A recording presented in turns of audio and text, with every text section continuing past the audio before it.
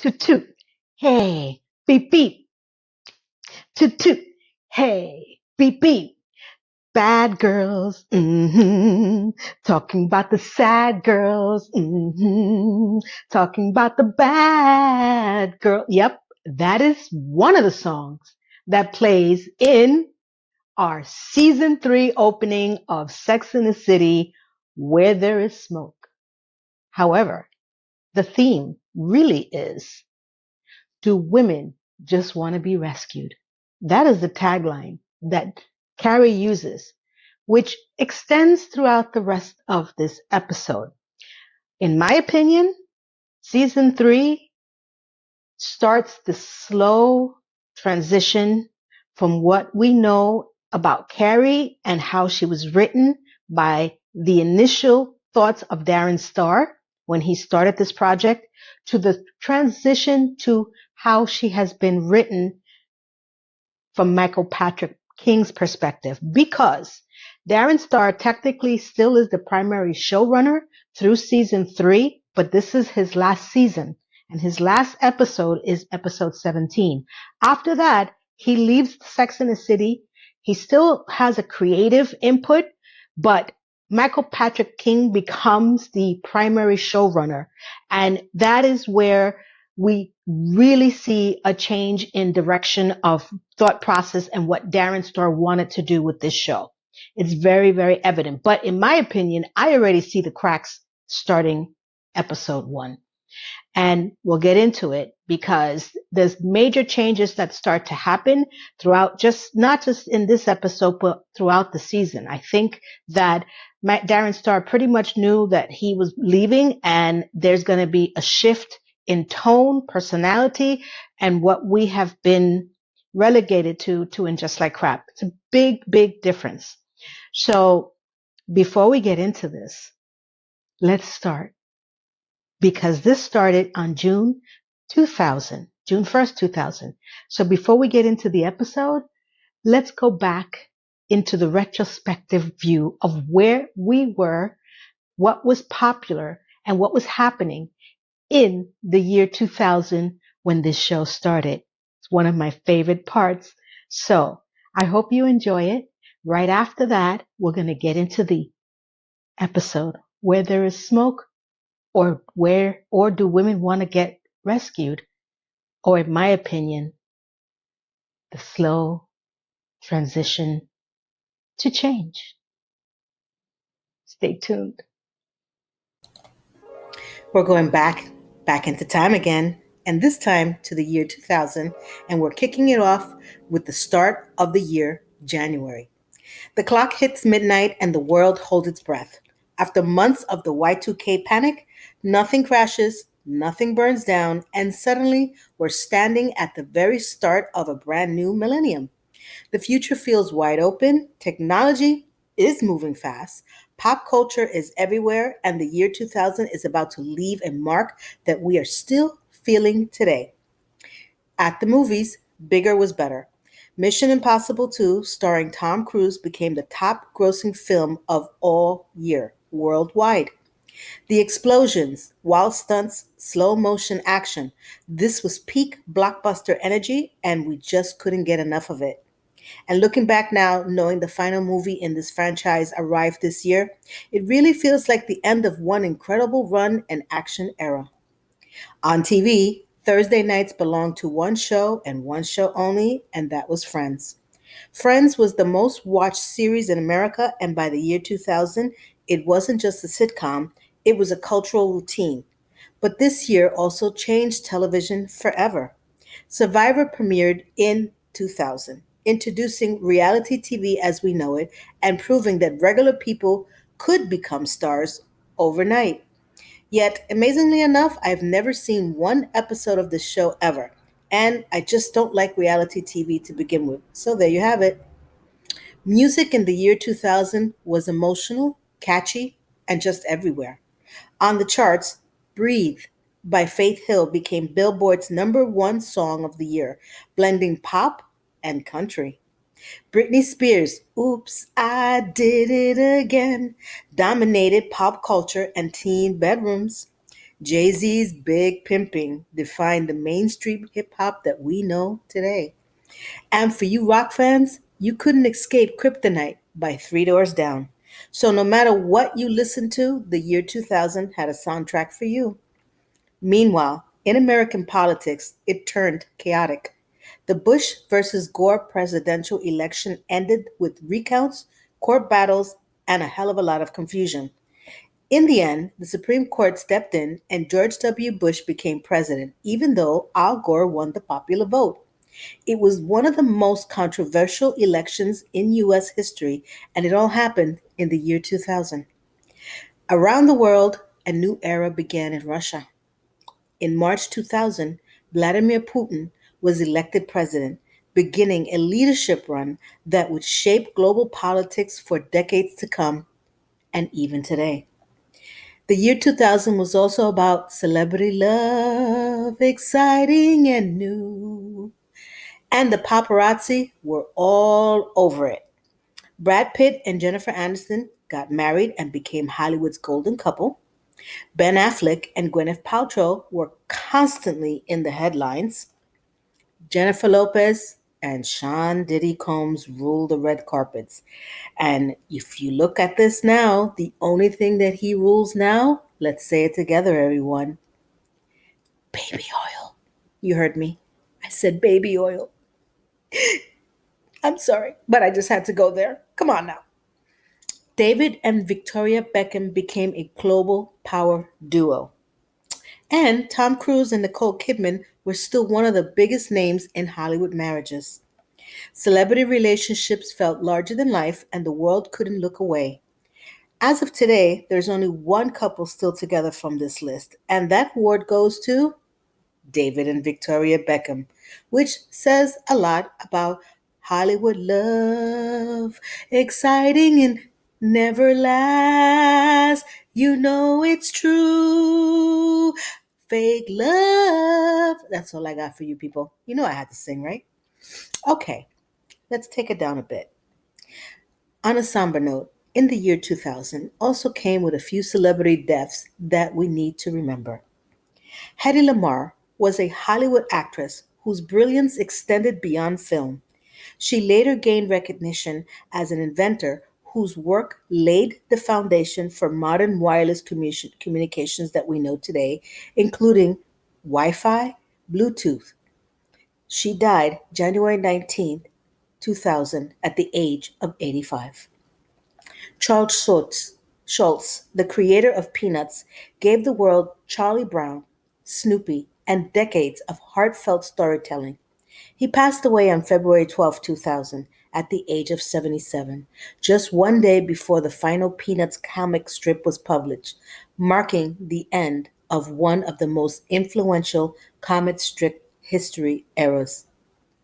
Walter Matthau was a beloved film legend known for his sharp humor and unforgettable roles in classics like The Odd Couple and Grumpier Old Men. He passed away on July 1st, 2000, at the age of 79. Steve Allen was a comedian, actor, writer, and television pioneer who became the original host of The Tonight Show. He helped define late night television with his quick wit, live comedy, and innovative interviews, influencing generations of talk show hosts today. He died October 30th, 2000, at the age of 78. The year 2000 reminded us how, all of us, how quickly eras can end. In the fashion world, it leaned towards being bold, shiny, and futuristic.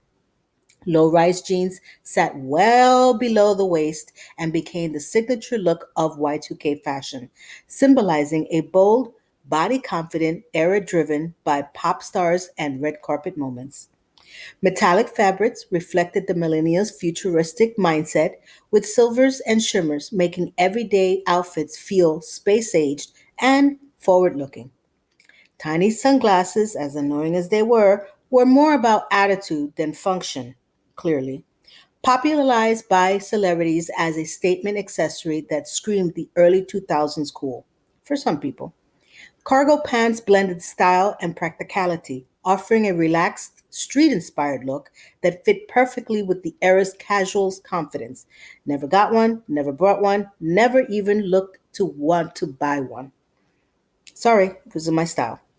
It was peak Y2K fashion, inspired by pop culture, pop stars, pop culture, red carpets, and the idea that the future should look a little different. Not all my taste, but it did look different. In tech, it was moving fast and we felt it.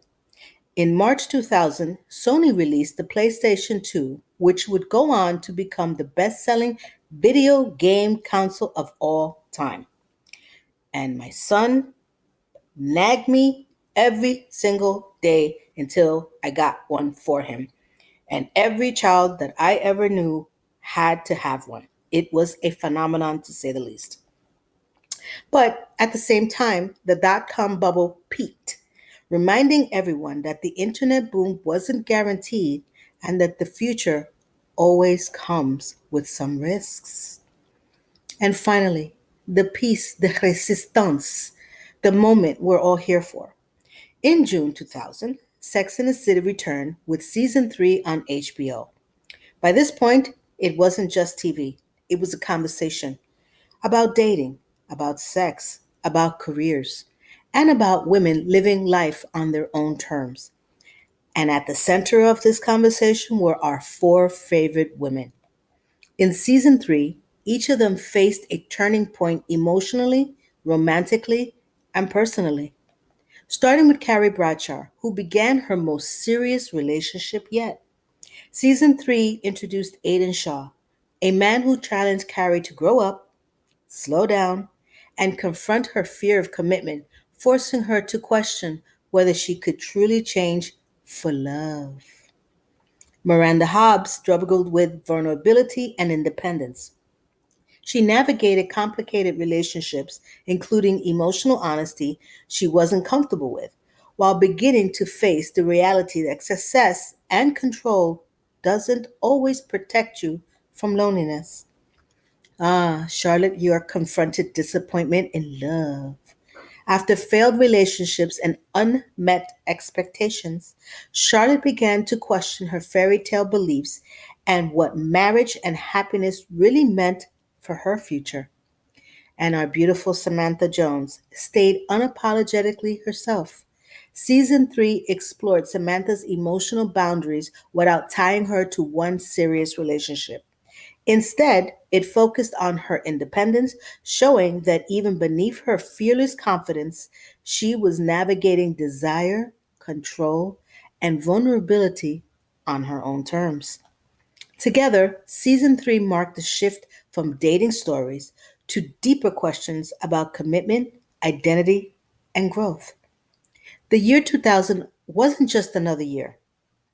It was a feeling and a moment frozen in time when we saw the past slowly let go and the future felt just close enough to touch. Pop culture was everywhere, technology was racing ahead, and the world stepped into a new millennium filled with hope, confusion, and endless possibilities. So, whether you remember exactly where you were during the year 2000, or you're discovering it through stories, music, and reruns, the year 2000 still lingers in the trends we wear, the shows we rewatch and recap, such as we're doing with the show Sex and the City. The year 2000 changed the world, and we still see the effects today. I hope you enjoyed this. Now let's get back into the recap and review of Sex and the City, Season 3, Episode 1. Welcome. Welcome back. Welcome back. Welcome back. I hope you enjoyed that retrospective. I would love to hear any comments you have about remembering any of those events for those who lived through it. And if you're new to this channel or you're new to those events, my name is Lena. Welcome. We're going to go through episode by episode, season by season of Sex in the City, because we had to live through a lot of it, plus and just like crap. So let's begin with this episode. It is season 3, episode 1, Where There is Smoke, written and directed by Michael Patrick King. And this is what I'm saying. I don't remember him directing before, but I do remember him writing a few episodes in the last 2 years. But this is where I think things start to really go a little bit off the rails. Okay. Um, it is something that I did notice back in the year 2000 when I was watching this. I can't explain it, but there was a tone shift when I saw this one. The ladies are on the Staten Island ferry, going to go see the FDNY calendar, what is it called? Event. It's not an event, they judgment. So, I am a New Yorker through and through, and I'm going to apologize ahead of time to anyone who's a Staten Islander watching this. I have never been to Staten Island. I have never been on the ferry. Never, ever, ever, ever. Sorry. It's just never happened. Not to say that I won't do it. Maybe I will and record it, but it's just weird because when I saw this, I actually remembered back then saying, I've never been to Staten Island. So as the ladies are in Staten Island, we got to go through the group session. They're going to go and judge the FDNY calendar. Ooh, I can't speak. I'm a little exhausted from packing, so do forgive me. Now, here's where things get a little different. So we're at the event after the ferry, and the men are on stage, pretty typical for Sex and the City. Samantha has already picked her man for the night, this one, or you'll see him. And all of a sudden we get an actor, John Slattery, who I like to call the Silver Fox. He joins as one of the guest stars for at least 2 episodes, and he is a politician, and he's strongly coming on to Carrie. He's one of the judges. I don't know why he's judging an FDNY male calendar, but sure, I guess that's Michael Patrick King's world, and he's not gay apparently, so he's coming on to her pretty strong, and I can't tell you that I felt instant chemistry. I think he's very attractive.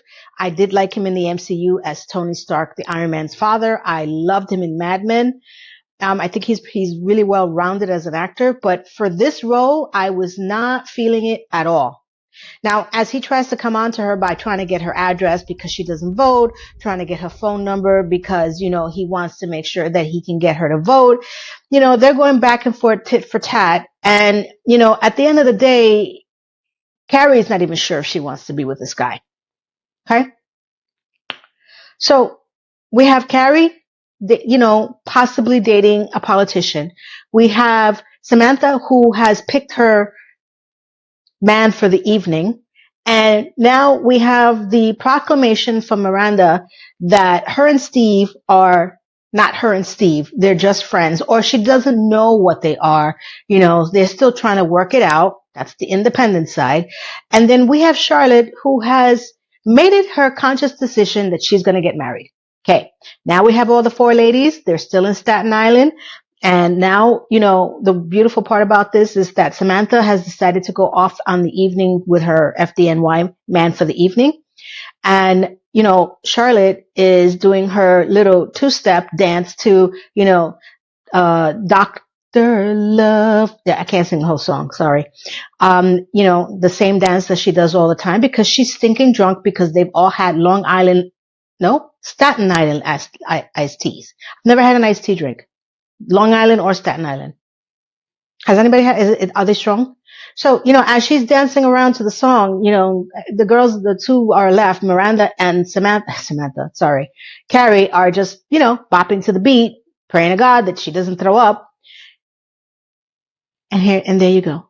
Now we have the 4 pockets of stories that are going to be going throughout this next episode. So let's get into the first person, which is Charlotte's arc. Okay? Don't go anywhere.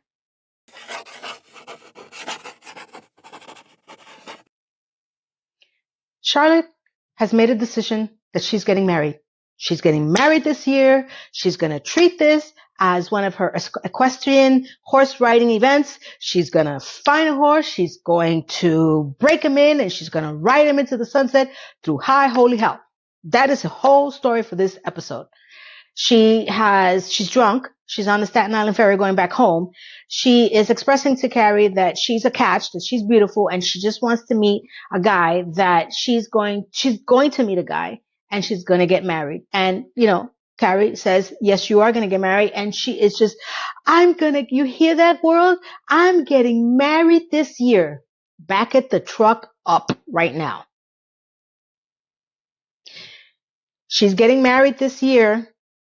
She doesn't ask to meet the right person to date, to get to know them. So within 12 months, she's going to meet the right guy and she's going to marry him. If we don't see the red flag from there, because, when we watched this back then, we were like, yeah, okay. What I did like about the fact that she made this proclamation, though it's absolutely absurd. Okay. I'm telling you right now, it's absurd for anyone to just think that you're going to meet the right person and marry them right away and then live happily ever after, is that they didn't give her the happy ever after. Be careful what you wish for, because that's a genie that's going to come out of that bottle that's going to give you exactly what you asked for and nothing more and nothing less. That's a lesson for all of us to learn. Because when you're asking that you're going to meet the right guy and you're going to marry him within less than 12 months, because that's exactly what a calendar year is this year, where's the love? Where's the getting to know you? Where's the love? What if you don't like him at the end? Because, marriage is not just about love. It's about, do you like this person? I mean, really, truly like to be around this person outside of the sexual chemistry, religion, politics, money, raising the kids, all of that. And the one good thing that did happen, like I said, is that they pushed her into that reality of trying to figure out, do you wish for what you think you want, or do you think about what you want before you make a wish? And she wanted to get married, and she did. And she does. And the other striking thing about this season is that, thankfully, they gave Charlotte a storyline, a full-fledgling storyline that really extends out into the rest of the show, into the movies. Okay? I never really connected with Charlotte on any level. I thought that she was way too desperate, way too extreme. Everything is, I want to get married, I want a boyfriend, I want this, I want that. And it wasn't something that I had not experienced, because I do have friends outside of the two that were with me. And that was really true. A lot of women were feeling very pressured at that time. And their main focus, it's just a way, and you kind of know someone like that. And in a friend group, you always have that one person that is that extreme, at least in my opinion. I don't think we have so much of the Samantha aspect, maybe on the DL, but you always have that one person or maybe two that are like, I need to get married, I need to have kids, I need to be, with 2 kids by 35. And it's real. I think that this generation now that's coming up are different. They don't feel that innate pressure like we did growing up. My parents, parents, which are my grandparents, the baby boomers, the reason why they call them the baby boomers, they were baby booming everywhere. The greatest generation was giving birth on an extreme amount after World War II ended. That raised the baby boomers, which would be my mother, so the greatest generation was my grandmother, then my mother, and then came me in the 60s, 1969. So I felt the need and the pressure to have a solid relationship and to have kids. That is not why I had my son at 25, but I am grateful that I did have it. And I can totally still relate to that feeling in this episode for Charlotte, though I don't feel the same it is the same for people growing up now. I just don't feel it. Maybe I'm wrong. If you are a generation now growing up, you're 18, 19, 20, even in your 30s, which I think is Gen X. I want to say Gen X. I always get my generation confused between the one that's coming up now, which is my son, and what's coming up, where I came from. Do you still feel that pressure to have a baby at 35 and get married and settle down? Let me know. Let me know your thoughts. So, of course, what happens when you don't put into plan something? After she is drunk out of her butt from the Staten Island ferry, they're all at the diner. And one of the things that she does mention is that she's been dating since she was 15. Where is he now? She's exhausted for waiting for her Mr. White Knight shadow running guy. I don't even have that dream, so I don't even know if I'm saying it right. Knight on a white horse. There you go. Um, so I just want to be clear. Since you were 15, you were waiting for your knight in shining armor. You were not out there just having fun. This is what I'm saying about Charlotte. She was just too much. And I get that they try to make a point, though she falls ass backwards into Harry. I personally think that she should have suffered a little bit more with her first marriage and getting that single life out of her system before she met Harry. But, you know, they only had 6 seasons and 2 movies. So what were they else they're going to do with her? They had to give her something. What was she going to do? So one of the other issues that Miranda brings up is that, you know, why are the firemen so hot and what is it about them that makes them so attractive? And as what we talked about is that Charlotte brings up the fact that most women just want to be rescued. I definitely want to be rescued by a hot FDNY firefighter. And if he's not hot, I still want to be rescued if I'm in a fire. I can see the police officers. I do like men in uniforms. I mean, I am gonna admit, I can see where she's coming from. I think deep down, not maybe all of us, but some of us do want to be rescued in some way, shape, or form. Whether it's emotional, financial, spiritual, you know, there's different levels to that. So she says that, and now she's off to do her equestrian Olympic event. She's going to find a man. So she's at a bar with Carrie and she sees this guy who she thinks he's cute, cute, cute. I do not find him remotely attractive at all. And she is like, I got to meet him. Carrie's like, slow down. We've only been here 10 minutes. Gotcha. And she's just on a mission of finding someone attractive so she can get married. Cause remember, she has a 12-month goal. She's got to get cracking, crack-a-lacking. So, you know, this guy, JJ, shows up, which if we are all OG watchers, we know that he comes back into Samantha's nightmares in season 4, where he kind of wrecks her. If you haven't watched it yet, don't worry, we'll get there. And he's flirting with, you know, the girls and they're disgusted because he is disgusting. No disrespect to the actor. He played it really well. So Charlotte says, we're going to move.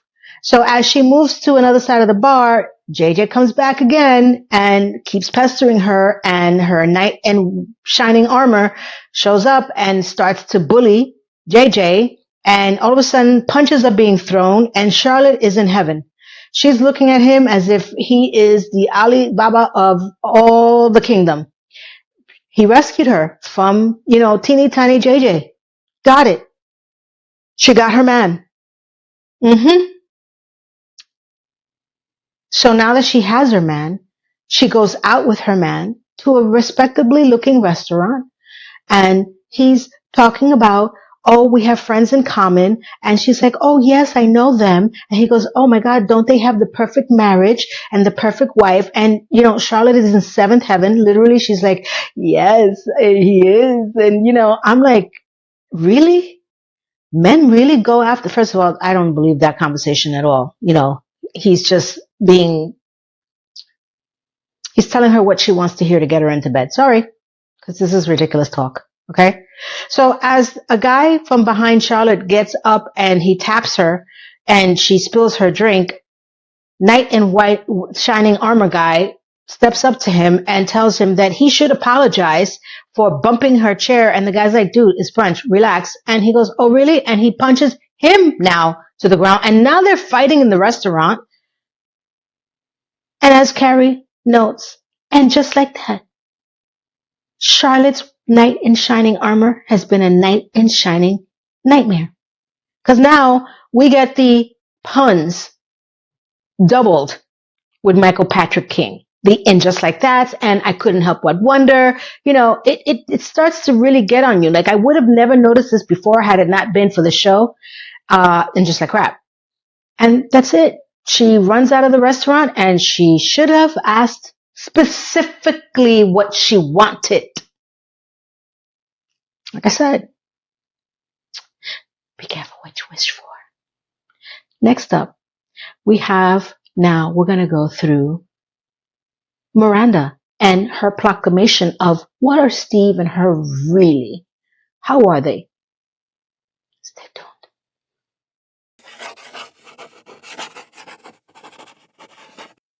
Miranda. Miranda needs to figure out what the hell she's going to do with Steve because at this point, she is still trying to figure it out because we thought we established that they're going to be friends with benefits in the last season when they fell into bed together after he berated her about, his t-shirt and, that turned into sex because that's what happens to everyone. Never. And now they're trying to establish what it is that their relationship is about. On top of that, Miranda is going to be very independent from her eyewear.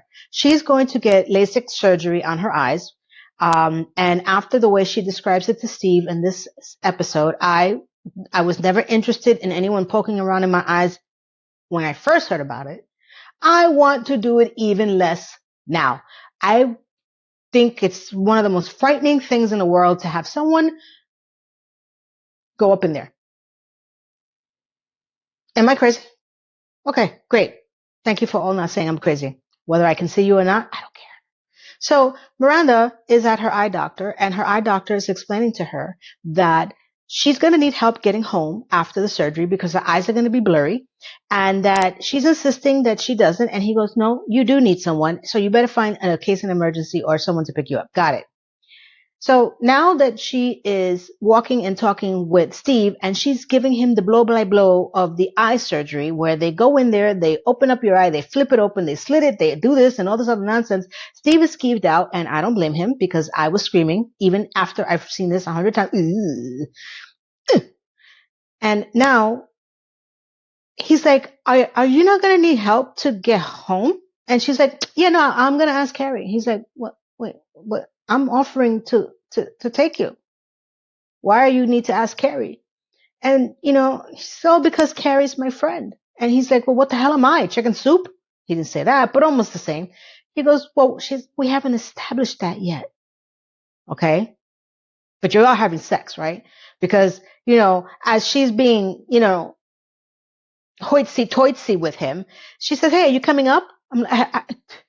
I wouldn't come up after that. I'm like, what do you mean you don't know what I mean? I'm offering my help to you. This is where things start to change. Oh, Miranda. Oh, Steve. Oh, boy. So, he's trying to put on his best. I don't know. We haven't quite established that yet. And then he starts to ask her, hey, what are we doing here? The female version of what she should be asking. He's the male version asking the question. And she defers the conversation as she normally does. And she goes back into what the surgery is going to entail, starts to kiss him, and they go upstairs. I guess they had sex because, making out beats eye surgery all the time. Mm-hmm. So it's the day of the surgery. She's wearing aviator glasses that are blurry. She can't see because they're foggy. And she thinks that it is actually Carrie that's waiting for her to pick her up. No, Steve came through because he always does. And he tries to take her home and she's not trying to bump into walls. And as he is in the bed fumbling with her as she's fighting him, no, I want to do it myself. Oh, because she's going to be independent until the high holy hell, drugged out because she's completely drugged out. She finally gets put to bed with all the medication, and the fact that she needs that much medication because her eyes are hurting. I say this again. No. Que no. No. No. So it's the next morning. It's morning. And she wakes up. She still has her aviators on.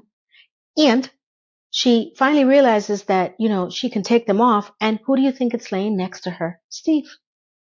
And she looks at Steve as Carrie narrates. For the first time, Miranda can see clearly now. I can see clearly now. The rain is gone. And all the torture that you're gonna put him through. Sorry. That was me interjecting. Sorry. I am lit sometime. Welcome to my channel. And when you have a chance, if you enjoy this content, yeah, you know how to put that in there. I haven't done that in a while. So she lays down next to him, and as he's probably snoring, she has put her hand into his, because independent Miranda has now seen the light that Steve, throughout all of the nonsense that they have gone through, has been the one that's there for her.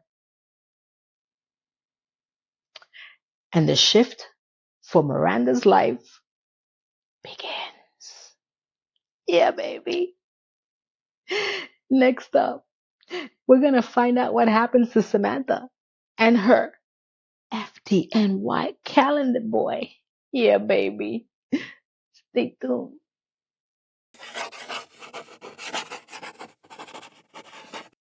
I love my little calendar boy. So, Samantha, God bless her soul. This episode, and I think this season, until we get into season 4, where she changes a little bit in her stance on relationship, I think they write her to be a little bit more exposed, shall I, and dare I say. She obviously went home with Mr. FDNY, and he gave her one of the best hoses in her life, as she likes to make fun of, just lack of a better safe word. And her whole fantasy is right there wrapped up in a little hose. And her next fantasy is to travel, God help her, to the firehouse where Mr. FDNY works in very scantily clad outfit to meet the rest of the hot calendar men at this said station house. And too much of her dismay, none of them look like Mr. Calendar Boy. They all look relatively normal, not probably as hot as she likes to believe. There's a cross between that type and the calendar men. They're not all calendar men, but God help me, I've got to get my hands on one of those calendars. Please, Lord, let me find it. Okay? But I have respect for all of them. Samantha's not happy. She's a little disappointed because I don't know what she thought she was going to do, because she went in there negligee, furry feathered, high heels, meeting the rest of the men. I couldn't tell you. I can guess what she thought was going to happen, but we don't want to go there, do we? So Mr. Calendar Boy finds her, and they are having boudoir relationships on the fire station truck. Can't put it up on screen. So that was one of her fantasies, to have boudoir relations in the firehouse on a truck, somewhat.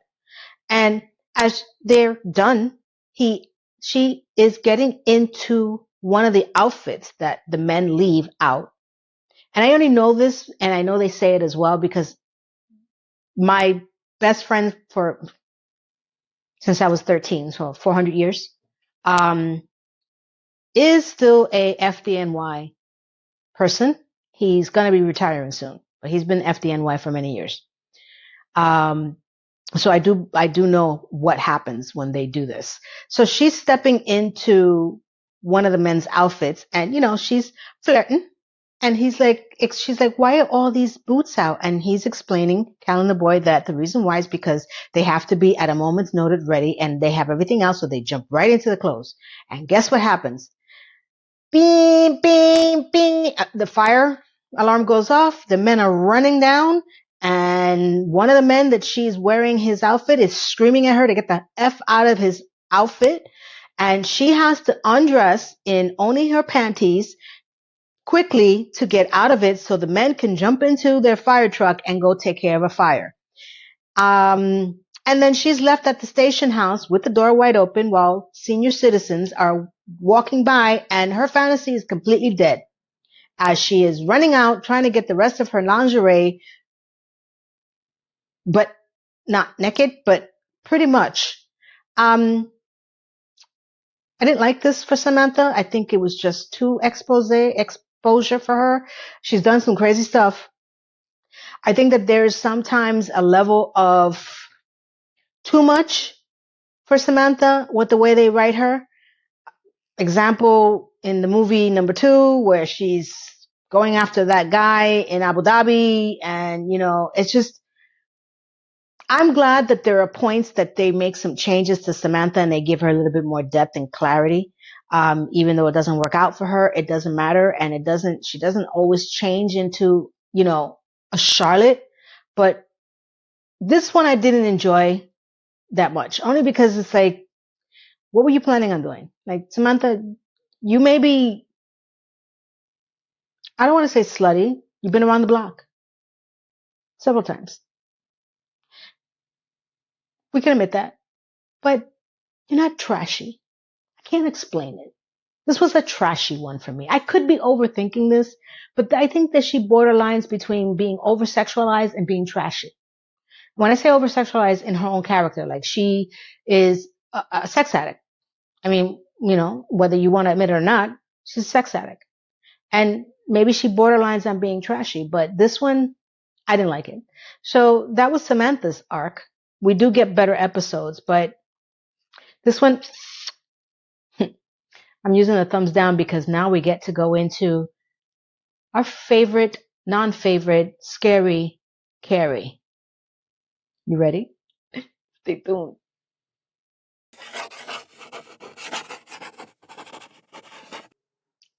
Scary Carrie. Listen, she meets the politician at the Staten Island FDNY calendar event, and he comes on way too strong, to the point where he has her address, and as she is walking towards her townhome with way too many shoes, as she notes on her credit card, he's waiting for her on her stoop, little stalkery. And she can't believe that he's there. I can't believe that he's there, and he keeps pushing this ridiculous agenda that he wants to get her to vote because she's never voted. And he says, and another reason why is that I can't stop thinking about you. Translation, I want to have sex with you.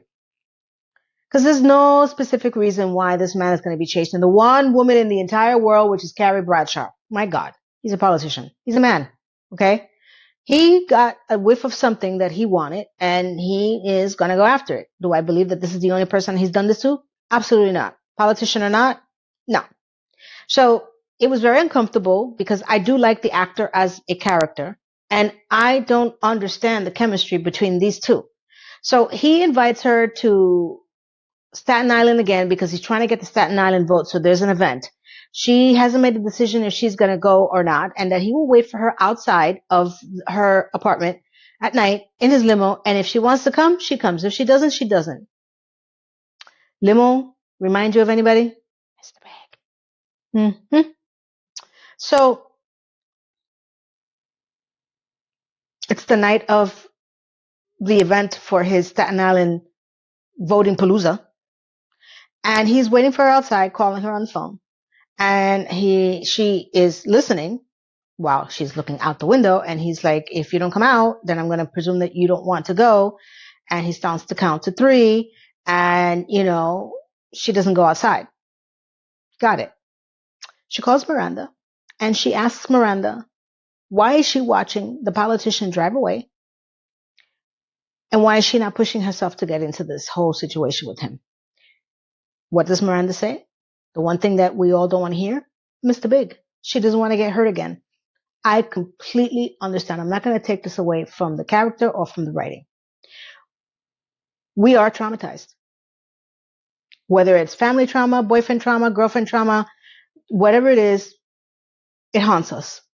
Some of us deal with it in different ways. Some of us don't deal with it at all. And it's everywhere. So I can totally see where a rebound date, a rebound relationship, a rebound one night stand, a rebound whatever it is, because that's what this is. I can see how you're triggered by what happened the last time.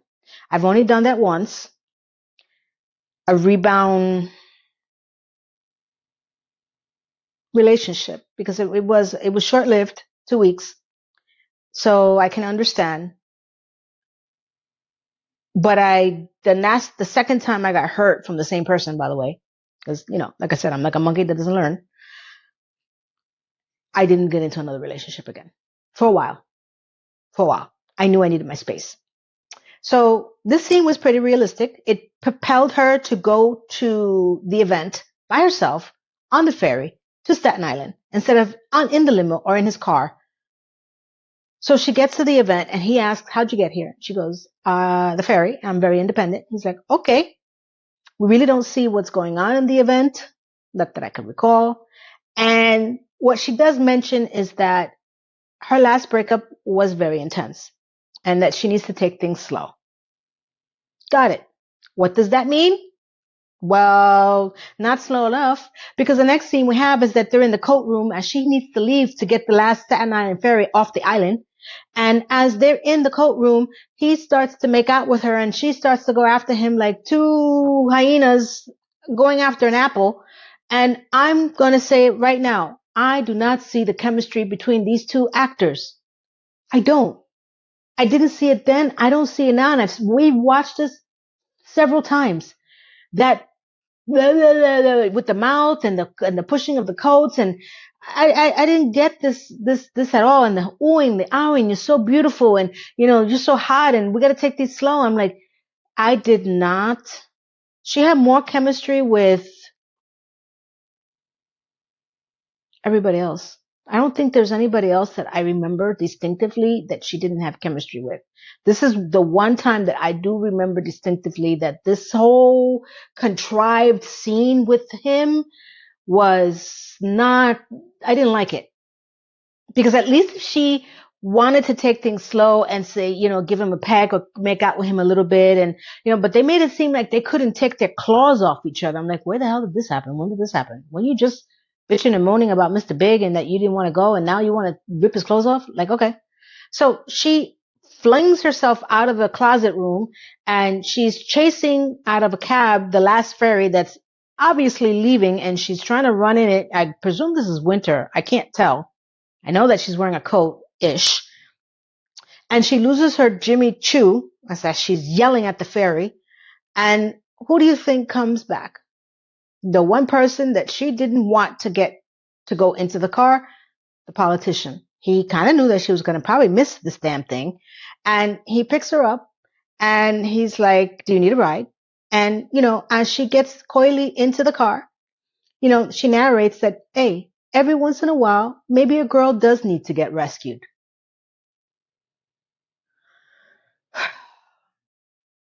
Did I mention that Michael Patrick King has this knack for punning things very much? Sometimes a little bit too much? And as they're trying to figure out, the one question he asks is, how the F do I get off this island? And she starts to laugh and she gives him directions. And the next thing she narrates, and then every once in a while, maybe a girl needs to rescue a boy too. Sure. Let's go with that. As you can tell, I didn't really like this one too much. It was okay. It was a good starter. It picks up after this one a lot, so let's give due to what it was. It was the beginning of a new season. And that's how it ends. They're getting off the island. So I'm not going to do my usual epilogue, only because I want to include something else a little different this time. So we pretty much know how we feel about this one. So one thing that I thought about when I was doing this New Year's last episode, beginning of the new one for the new year, that's going to be up soon. Hopefully you're watching this either Monday or Tuesday, which is almost New Year's Eve. It really dawned on me that throughout the course of the 6 seasons, there were never really any New Year or Christmas themed shows. I can only presume it's because it mostly started in the summer and there were 18 episodes, and by the time the holiday season came in, they were off the air. So I wanted to give you guys something that they did bring in, which was in the movie One, where they did actually go through the seasons and the holidays. And one of them was the New Year's Eve, and that beautiful song that was sung, that it's making me cry just thinking about that scene because I cannot go without watching it. That doesn't make me bawl my ball eyes off. So before we say goodbye, which I will come back and say goodbye, I wanted to wish you all a happy new year for health, wealth, prosperity, love, whether it's with someone or loving yourself. So I'm going to show you the clips of the movie with the New Year's Eve theme, and I'm going to sing or attempt to sing the song that goes to that scene. I will never do it as much justice as the original singer, but this is my Happy New Year to you all. Stay tuned. I hope you enjoy it.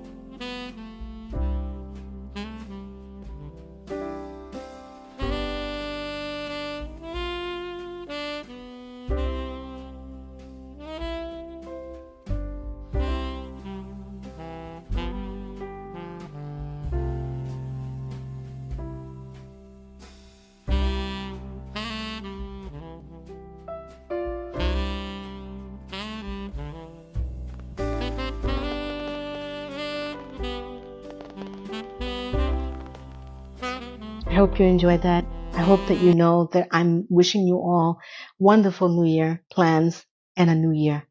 So before we say goodbye, I know everyone is, or most people are going to do their New Year's resolution. So I'm going to give you a few tips of how I've tackled my New Year's resolutions throughout the years. Number one, start small. Make one or two. Don't make them huge size, make them bite sized.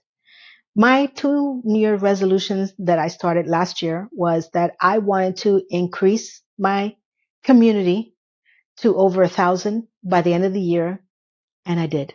It wasn't easy, and I couldn't have done it without you, every single one of you.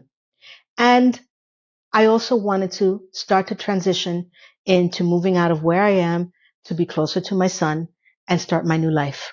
And at the end of January, that will be happening. So I'm still in the packing mode. So I also had bite-sized ones that I try to address. One of them is my health, which is getting better, thankfully. So my advice to you, for everyone that's watching, that we have failed so many times trying to do our resolutions for various reasons, is take small steps. My next two New Year's resolutions that I've already written down in my phone, I want to increase my community by the end of next year to 2,000 subs. That would be amazing for me. And also my podcast. I'm going to start my podcast.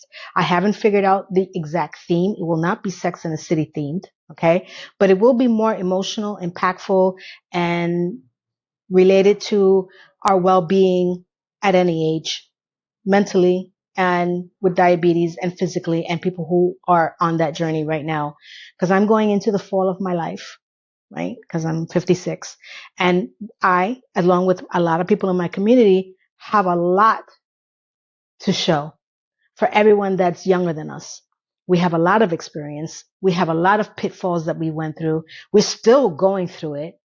And I would love for us to help the ones that are coming up now, have them help us rethink how it was for their age and their generation, and look towards the ones who are older than us right now, come and give their advice. So those are my two larger size plans between my platform, my podcast, and also increasing my community here to 2,000. I have small bite-sized ones that I will not divulge yet, but that is my advice to you all. It's not scary to start something new. It's scary when you don't even have the desire to try something new. And if you're going through anything emotional, scary, you're in pain emotionally, physically, your health, your well-being is the most important thing. Without that, there is no you. And I need to make that very clear because of everything that's happened between mental illness that's happening with the Rob Reiner family and schizophrenia, which for many of you who watch my channel, you know that I was raised by a schizophrenic. So I didn't want to end this crying, but I want to share love, joy, happiness. And from here to around the world that I reach, have a beautiful, beautiful, blessed day, weekend, week, new year, and I will see you literally next year. Thank you, everyone. Goodbye. Mwah.